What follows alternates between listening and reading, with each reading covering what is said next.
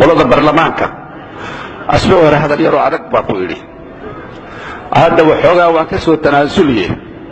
nimanka baarlamaanka oo hadda mooshinka wada federaalka ka hadli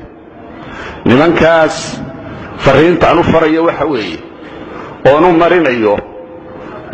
idaacadaha iyo telefishinada iyo warka aan u marinayo waxa weeye anagu shacabkii haddaan nahay waa daalay waxaan ka daalay madaxweyne iyo ra'iisul wasaare isrida oo is haysta labadan hadda maanta jooga oo farmaajo iyo ninka la yiraahdo Khayre hadday is ogolaadeen oo inay maaragtay midba midka kala riixaynin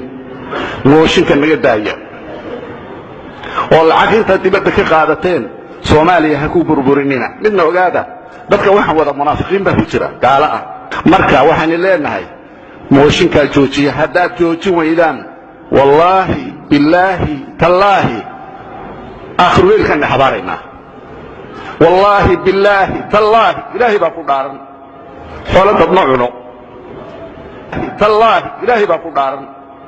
حولة ابنعنا وحمد دعو ديق مدادين كما تلينين إلهي باكو توسلي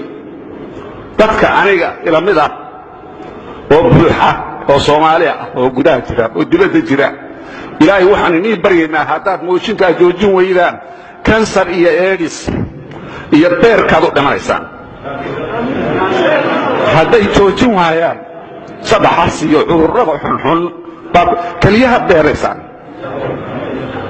والله بالله نادمين على الفنينين موشين كهذا جوجين ويا عارفين ويدين صومالي وبربر وبابا تريه يجيب العنايا معدن تجيب القرنيا ولا ندليستي